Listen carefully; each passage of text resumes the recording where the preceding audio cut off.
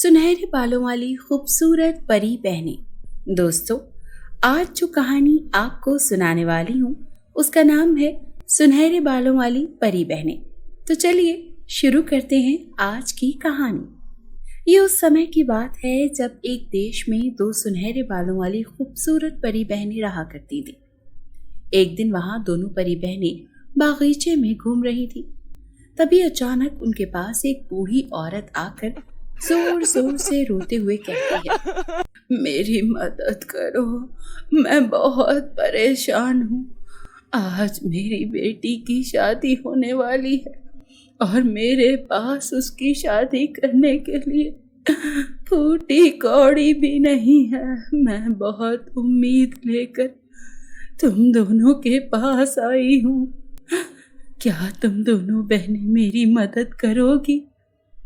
बूढ़ी औरत को रोता देखकर दोनों बहनों का मन पिघल जाता है और वहां दोनों उसकी मदद के लिए तैयार हो जाती हैं। वो बूढ़ी औरत के साथ उसके घर तक जाती है।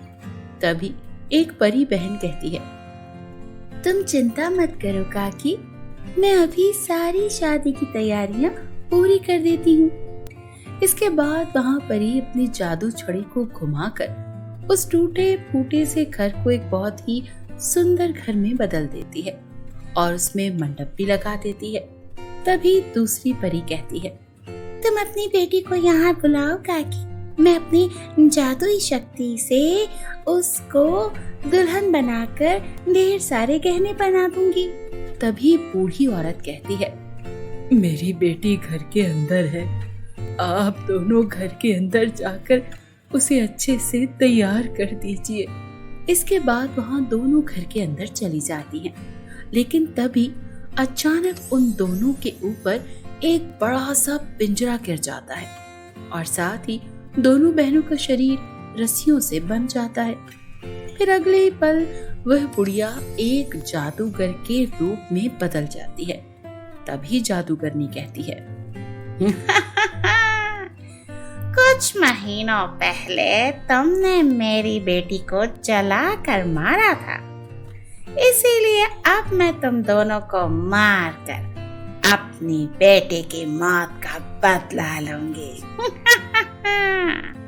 तभी एक परी कहती है, अच्छा तो तुम चंपा जादूगरनी हो। तेरी बेटी दुश्मन और बहुत ही बेरहम जादूगरनी थी। उसने न जाने कितने इंसानों को मार दिया और उनकी बलि दे दी। हमने उसे मारकर बहुत ही अच्छा काम किया है।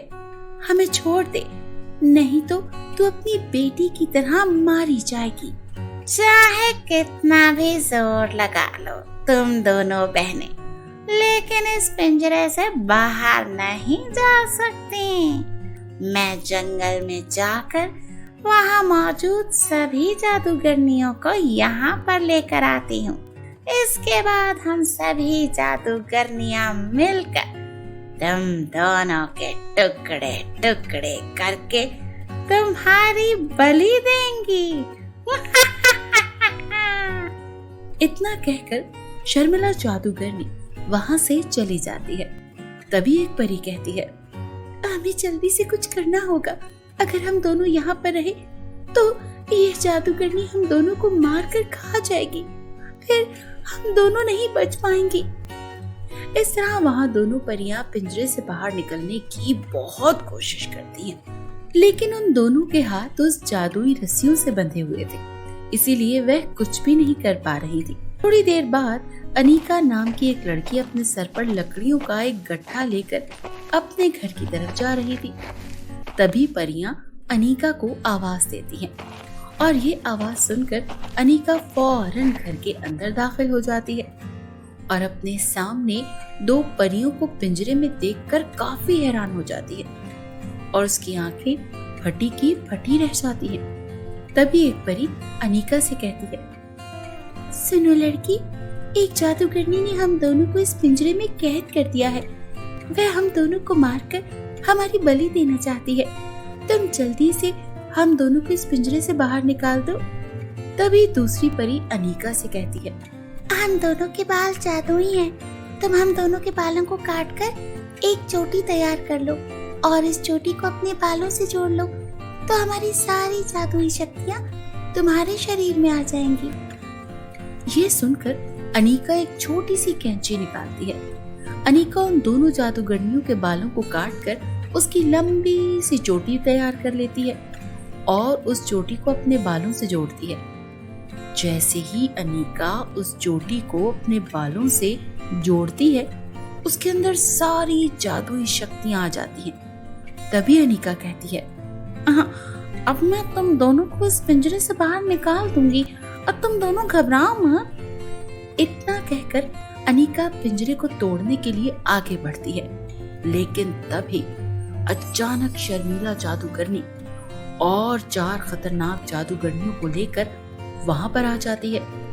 तभी शर्मीला जादूगरनी कहती है, अरे वाह लड़की, तू तो इन परियों को बाहर निकालने की कोशिश कर रही है। सुन लड़की, तूने बहुत बड़ी भूल कर दी है। अब हम तुझे जिंदा नहीं छोड़ेंगे, हम सब मिलकर अब तुझे खा जाएंगे। तूने बहुत बड़ी गलती कर दी है। लेकिन तभी अनीता अपनी छोटी से कुछ बाल निकालकर शर्मीला और उसके साथ वाली सभी जादूगरनियों के ऊपर फेंक देती है। फिर अगले ही पल उन बालों की शक्ति से सभी जादूगरनियों का कद छोटा और नाटा हो जाता है। तभी शर्मीला के साथ वाली जादूगरनी शर्मीला से कहती है, अरे हमने तो यहाँ पर आकर बहुत बड़ी गलती कर दी भैया, और यहाँ लड़की तो हमसे बहुत ज्यादा ताकतवर निकली। उसका जादू तो हमसे भी बहुत ज्यादा बड़ा निकला। उसने तो हमारे शरीर को कितना छोटा कर दिया। शर्मीला, तूने हमें किस मुसीबत में फंसा दिया कमबख्त। तभी दूसरी जादूगरनी कहती है, अरे तूने बिल्कुल सही कहा, हमें शर्मीला की बातों में नहीं आना चाहिए था। चलो यहाँ से भाग चलते हैं, नहीं तो ये लड़की हमें बिल्कुल भी नहीं छोड़ेगी। लेकिन तभी अनीका शर्मीला के साथ वाली बाकी जादूगरनियों का हाथ पकड़कर उन्हें घर से बाहर ले जाती है और उसके बाद एक बड़ी सी मशल जलाकर उन सभी को वहां पर जलाने की कोशिश करती है। देखते ही देखते सारी जादूगरनियां जलकर राख हो जाती हैं और उसके बाद अनीका पिंजरे में कैद दोनों परियों को आजाद कर देती है। तभी एक परी अनीका से कहती है, तुम्हारी वजह से हम दोनों बहनों की जान बची है। अनीका, इसीलिए जादुई चोटी हम तुम्हें उपहार में देना चाहते हैं। यहाँ तुम अपने पास रखो और जादुई चोटी तुम्हारी हमेशा मुसीबत में मदद करेगी। तुम इस जादुई चोटी से जो भी चाहोगी वो तुम्हें मिल जाएगा, क्योंकि हमारे बाल तो कुछ दिनों में वापस से उगाएंगे। इसके बाद वह दोनों परियां वापस अपनी परी देश लौट जाती हैं। दूसरी तरफ जादुई चोटी के मिलने से अनीका की पूरी जिंदगी बदल जाती है। वह जादुई शक्तियों का इस्तेमाल करके अपने साथ वाले गरीब और लाचार लोगों की भलाई करने लगती है और यहाँ पर परी बहनों के बाल वापस से उग जाते हैं और वहाँ बहुत ज्यादा खुश होती हैं। इधर अनीका भी बहुत ज्यादा अमीर हो जाती है और अपना जीवन खुशी खुशी बिताने लगती है। तो दोस्तों, उम्मीद करते हैं कि आपको हमारी आज की कहानी पसंद आई होगी।